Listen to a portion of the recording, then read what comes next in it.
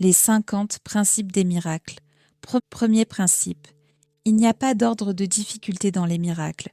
Aucun n'est plus dur ni plus gros qu'un autre. Ils sont tous les mêmes. Toutes les expressions d'amour sont maximales. J'ai dit que ce n'était pas ma section favorite, mais je pense que ce premier principe est une véritable perle.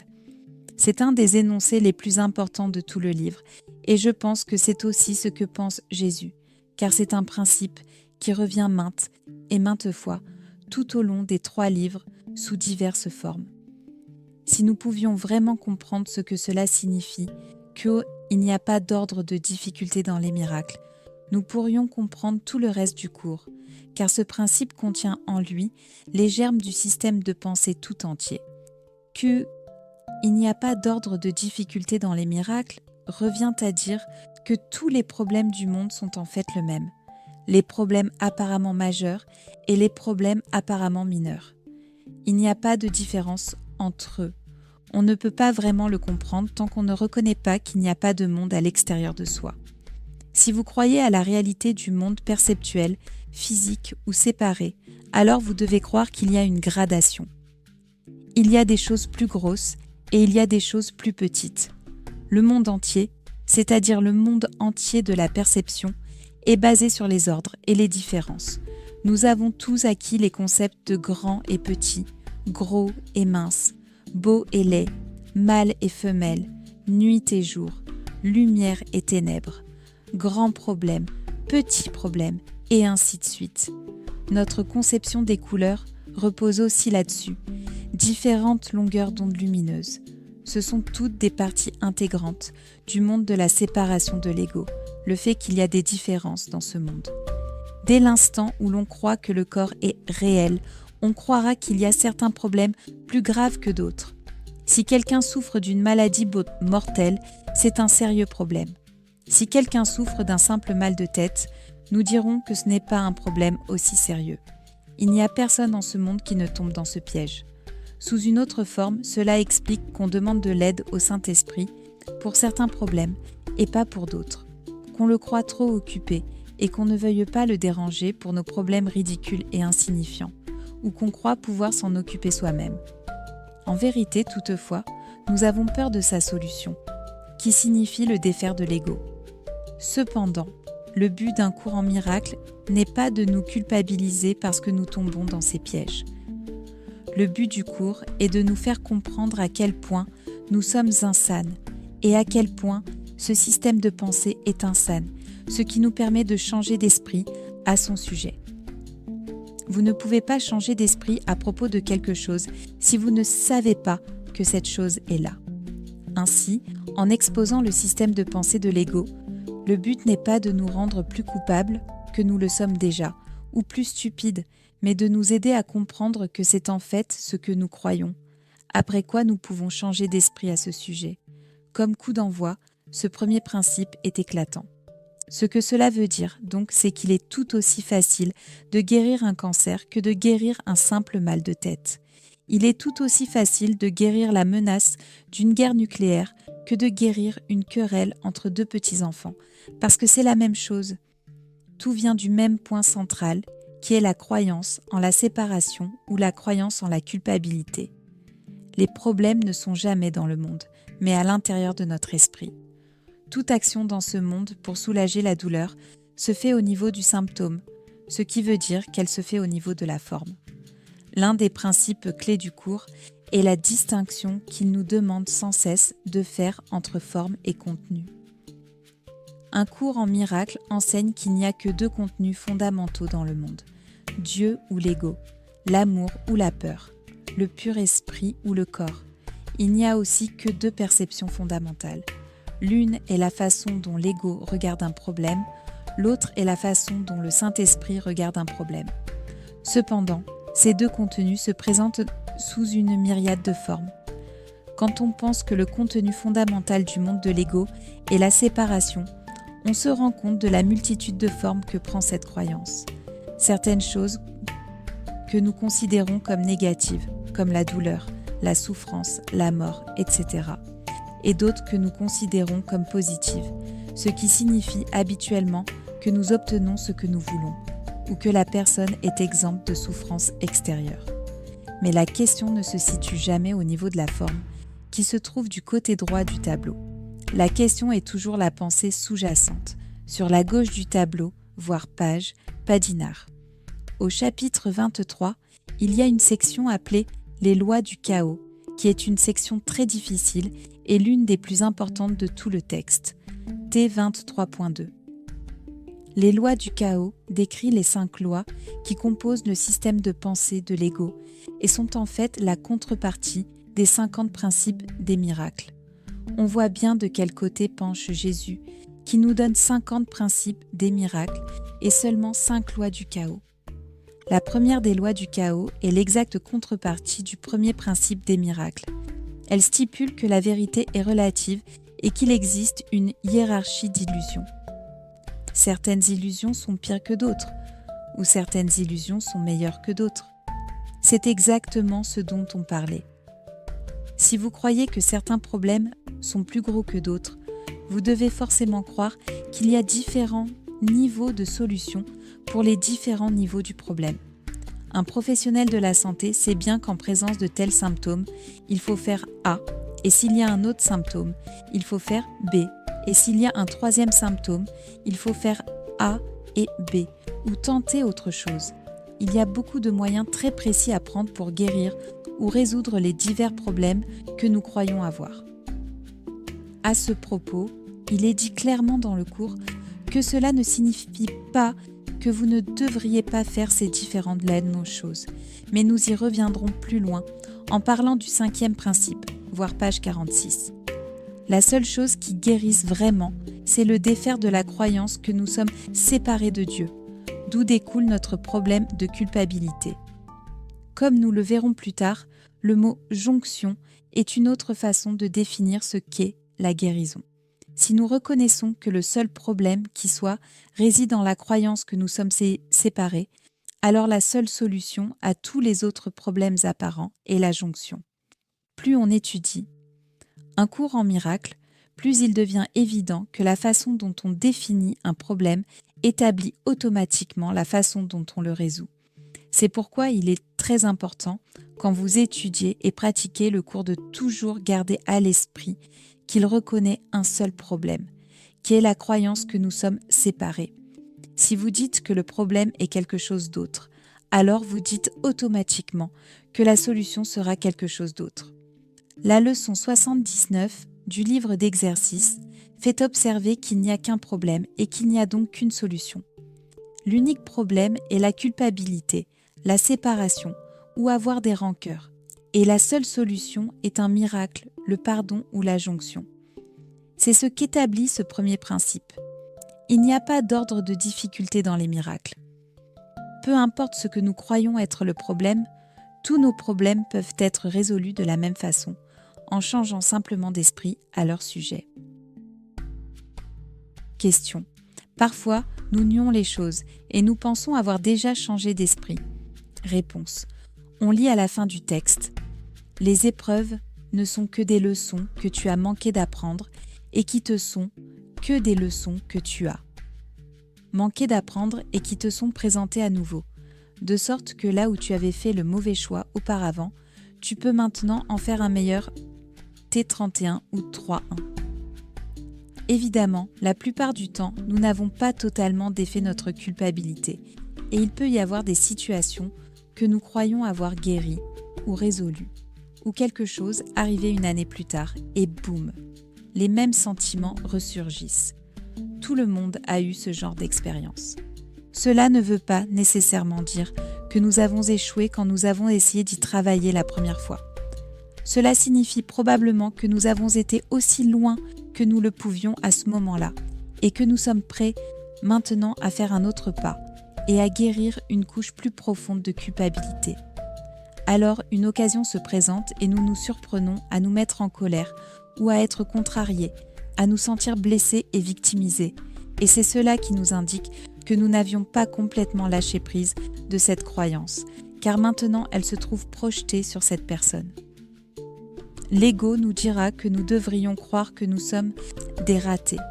Le Saint-Esprit nous dira que nous sommes prêts à faire un pas de plus. C'est vraiment l'idée maîtresse de tout le cours. Nous aider à considérer tout ce qui arrive dans notre vie comme une occasion de guérir et de pardonner quelque chose qui était enfoui si profondément en nous que nous ne savions pas qu'il était là. Et il n'y a pas d'exception à ce principe. En fait, la grande force du cours vient de la constance et de la simplicité de son enseignement. Il nous enseigne qu'il n'y a qu'une seule façon de regarder toute chose dans le monde. C'est la voie du cours en miracle, que ce qui se passe est une chance pour nous de guérir notre esprit, peu importe que nous soyons contrariés par quelque événement terrible relaté dans le journal, ou que nous soyons contrariés par une chose banale qui est arrivée à la maison, ou dans notre famille, dans notre communauté ou au travail. Question. Bien qu'il n'y ait pas d'ordre de difficulté dans les miracles, nous sommes tous passablement convaincus du contraire. Eu égard à ce fait, est-ce possible que nous ayons besoin de faire l'expérience de pardonner un gros problème avant de pouvoir passer aux autres ? Réponse. On résout ce qu'on peut résoudre. Pour certaines personnes, c'est le contraire. Les gros problèmes sont trop difficiles. Alors elles s'exercent sur les plus petits. La personne qui vous coupe le chemin sur l'autoroute, ou quelqu'un qui fait quelque chose d'un peu agaçant, ou vos enfants qui ne font pas ce qu'ils devraient bien faire à la maison. Certaines trouvent qu'il est plus facile de s'occuper des gros problèmes et d'autres pensent le contraire. Question. Devons-nous faire toutes ces choses ? Réponse. Vous n'avez pas à les faire. Seulement vous vous sentirez mieux si vous les faites. C'est tout. Question. Ce premier principe signifie-t-il également qu'il serait aussi facile de guérir un cancer qu'un rhume ? Réponse. Oui, mais n'allez pas croire que le problème est le cancer ou le rhume ou le corps. Ce n'est pas le problème. Le problème est la pensée qui a mené là. Selon le cours, la seule signification de n'importe quoi est ce à quoi cela sert.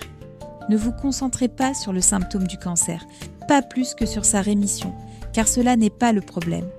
Le cancer peut servir un but, non seulement pour cette personne en particulier, mais pour les autres personnes dans sa vie, famille, amis, personnel médical, etc. Question. Donc il n'y a pas d'ordre de difficulté dans les miracles ne veut pas dire la guérison de quelque chose, mais un changement de perception. Réponse. Exact. Cela veut dire un changement dans l'esprit. Nous en parlerons encore plusieurs fois au cours de cet atelier. Question. Dans le même ordre d'idées, si votre pensée est la cause de l'état cancéreux et que votre esprit a été guéri, alors que le cancer physique soit guéri ou non, n'a plus d'importance, n'est-ce pas ? Réponse. Exact. Les gens utilisent souvent la guérison physique comme preuve de leur bonne ou mauvaise santé spirituelle ou mentale. Si je fais bien tout ce qu'il faut, alors cette tumeur disparaîtra. Une fois encore, cela ne fait que rendre la chose réelle. Quand votre esprit est réellement guéri, ce n'est plus une question brûlante pour vous. Cela ne veut pas dire que la tumeur ne va pas disparaître. Cela veut juste dire que votre investissement ne sera plus dans le fait qu'elles doivent disparaître. Votre investissement sera d'avoir la paix de l'esprit. Question. La mort ne signifie-t-elle pas simplement qu'on s'allonge et qu'on abandonne le corps au moment approprié ? Réponse. Si par moment approprié, vous voulez dire que nous mourrons lorsque nous avons complété les leçons que nous sommes venus apprendre, alors oui. Toutefois, nous pouvons aussi changer d'esprit et choisir de quitter notre corps avant d'avoir complété ces leçons. Je cite le cours. « Et nul ne meurt sans son propre consentement. » LI 152.1.4. Question. Jusqu'à quel point la perception partagée de la maladie par ceux qui nous entourent entre-t-elle en jeu ? Jusqu'à quel point nous maintient-elle dans cette perception, même si notre esprit est engagé dans le processus de changement ? Réponse. Il y a toujours deux voix en chacun de nous. Il y a la voix de l'ego et la voix du Saint-Esprit. La plupart du temps, nous oscillons entre les deux. Disons que je pratique réellement les enseignements d'un cours en miracle, mais que je ne les pratique pas totalement. J'ai encore des doutes et des craintes, et voilà que vous arrivez, vous et d'autres personnes qui renforcent énormément la façon de voir de l'ego. Il n'y a pas de doute que cela va renforcer mon ego. Si j'étais vraiment ferme, si je savais que ce que vous me disiez est faux, alors peu importe le nombre, qu'ils soient des milliers ou des millions de personnes, ils auront moins de poids d'influence que moi. Mais ce n'est pas le cas généralement. Je saurai au plus profond de moi que cela ne change rien. Mais si je vacille, alors mon ego sera toujours à l'affût de tous ceux qui pourraient utiliser mes doutes et mes peurs pour renforcer leur perception. Le même problème est que je rechercherai inconsciemment ces témoins qui prouveront que mon ego a raison. Comme nous le savons tous, il n'est pas besoin d'aller bien loin pour les trouver. Si vous voulez vraiment prouver que la colère est justifiée, que la maladie est terrible et que la séparation est réelle, vous trouverez des témoins tout autour de vous. Aussi longtemps que nous vacillons, il n'y a pas de doute que l'ego ou les pensées négatives des autres renforceront les nôtres. Ils ne sont pas responsables des nôtres, sinon ce serait du vaudou, l'idée qu'on peut influencer quelqu'un d'autre. Le cours n'enseignerait jamais cela, car la responsabilité reposerait alors sur quelqu'un d'autre. Un cours en miracle dirait que ce que pensent les autres ou ce qui se passe dans le monde peut renforcer votre ego. Mais si vous savez vraiment ce que vous croyez, cela n'aura aucun effet. Jésus, bien sûr, est le parfait exemple. C'est donc tomber dans le piège de l'ego que de croire que fumer cause le cancer. C'est la culpabilité. Mais si vous croyez que fumer vous fera du mal, alors vous feriez mieux de ne pas fumer. Si vous êtes diabétique et que la maladie fait encore partie de votre système de pensée, alors ne pas prendre d'insuline serait une tentative inconsciente pour vous punir, comme de manger une glace par exemple. Dans ce contexte, prendre soin de votre corps malade serait donc la chose la plus aimante et la plus pardonnante que vous puissiez faire. Question. Que signifie entendre le Saint-Esprit ? Réponse. Entendre le Saint-Esprit est une métaphore, comme c'est une métaphore de le désigner comme la voix de Dieu. Le Saint-Esprit communique avec nous par notre esprit et utilise tous les moyens ou véhicules que nous pouvons accepter. Ainsi, ce peut être ce que nous appelons l'intuition, l'imagination, une pensée soudaine ou une lueur, un rêve, l'impression d'entendre des mots ou des pensées qui nous viennent et qui ne sont pas les nôtres. Il n'est pas difficile, il utilisera tout ce que nous lui donnerons. Mais continuons, autrement nous ne dépasserons jamais la première phrase. La seconde phrase est une autre façon d'exprimer ce que nous venons de dire. Dire qu'il n'y a pas de miracle plus difficile ou plus gros revient à dire qu'il n'y a pas de plus gros ou de plus difficile pas problème. Bill Tedford avait l'habitude de dire que le premier principe pourrait être reformulé ainsi. Il n'y a pas d'ordre de difficulté dans la résolution de problèmes. Tous les problèmes sont les mêmes, donc toutes les solutions sont les mêmes. Toutes les expressions d'amour sont maximales. La plupart d'entre vous m'ont probablement déjà entendu dire que le cours est écrit à 2 niveaux. Le premier niveau est le niveau métaphysique, sur lequel nous n'allons pas passer beaucoup de temps aujourd'hui. Le second niveau est le niveau plus pratique qui met en contraste les 2 façons de regarder dans le monde. Or, le premier niveau est la partie du cours qui n'admet pas de compromis. Une chose est soit entièrement vraie, soit entièrement fausse. Il n'y a pas d'entre-deux. On ne peut pas être un petit peu enceinte. On l'est ou on ne l'est pas. Au deuxième niveau, nous oscillons sans cesse entre l'ego et le Saint-Esprit. Mais cet énoncé, toutes les expressions d'amour sont maximales, appartient en fait au niveau if. On ne peut pas avoir un petit peu d'amour. On a de l'amour ou on n'en a pas, car une des caractéristiques de l'amour est d'être total, complet, sans exclusion ni exception. Toutes les expressions d'amour doivent être maximales, ce qui est une autre façon de dire qu'il y a un seul problème dans le monde. Ce problème est la haine ou la peur. Par conséquent, il y a une seule solution à ce problème, et c'est l'amour. L'amour ne vient pas de nous, il ne vient pas de ce monde. L'amour vient de Dieu, par le Saint-Esprit, qui nous inspire ensuite à être ce qu'on appelle aimant. Un cours en miracle enseigne aussi que personne en ce monde ne peut être aimant, car il nous dit que l'amour sans ambivalence est impossible. Ici, Testiana tra 4 sont et 6. Le simple fait que nous soyons ici veut dire que nous avons un ego, ce qui signifie que nous croyons en la séparation. Cela veut dire que nous ne pouvons pas croire en la nature même de l'amour, qui englobe tout. Techniquement, le pardon est l'équivalent en ce monde de l'amour du ciel, et l'amour vient à nous de Dieu par le Saint-Esprit, dans notre esprit, qui nous inspire ensuite toutes les choses aimantes que nous pouvons faire. Mais on voit bien ici, par cet usage du mot « amour », que le cours ne l'emploie pas d'une manière très stricte. Très souvent, il parlera d'amour pour désigner ce que nous faisons ici. Si toutes les expressions d'amour sont maximales, cela devrait s'appliquer seulement à l'amour de Dieu. Réponse. Oui, mais l'amour de Dieu par le Saint-Esprit ici. En d'autres mots, le contexte de cet énoncé est le miracle. Le miracle vient de l'amour. Le principe suivant traite de ce sujet. Fin du chapitre 1.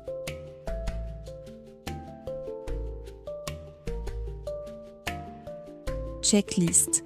Toutes les questions. Chapitre 1. Question. Bien qu'il n'y ait pas d'ordre de difficulté dans les miracles, nous sommes tous passablement convaincus du contraire.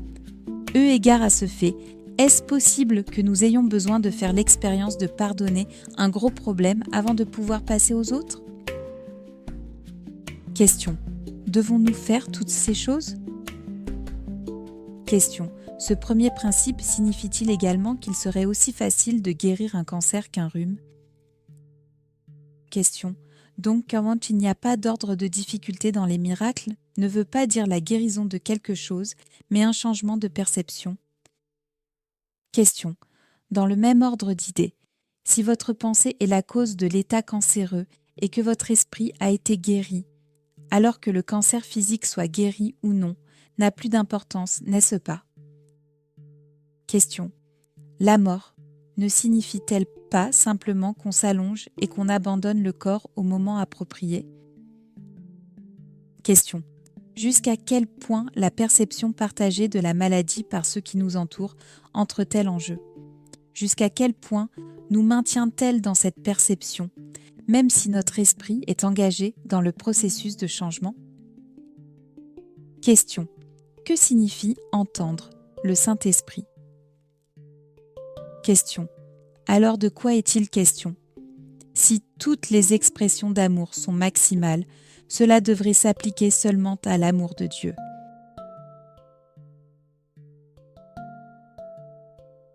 Pour vous permettre de retrouver facilement les passages évoqués et approfondir votre pratique, voici maintenant la liste des références à un cours en miracle mentionné dans ce chapitre. Livre d'exercices, leçon 79. Qu'un seul problème soit reconnu et il n'a qu'une seule solution. Page 137, texte, chapitre 23, section 2, les lois du chaos, T23.2. Texte, chapitre 31, section 8. Les épreuves ne sont que des leçons que tu as manqué d'apprendre. T31.8.3.1. Livre d'exercices, leçon 152. Et nul ne meurt sans son propre consentement. LI 152.1.4. Texte, chapitre 4, section 3. L'amour sans ambivalence est impossible ici. T4.6. Vous pouvez relire ces passages dans votre exemplaire du cours, les méditer et les utiliser comme fil conducteur pour revenir à l'essentiel du message. Prenez un moment, en conscience, pour vous arrêter sur ceux qui vous appellent le plus. Laissez les mots descendre dans le silence de votre esprit et s'unir à votre expérience intérieure. Que chaque référence devienne pour vous une porte ouverte vers la paix, le pardon et l'unité. Je vous souhaite une excellente méditation et une profonde exploration intérieure.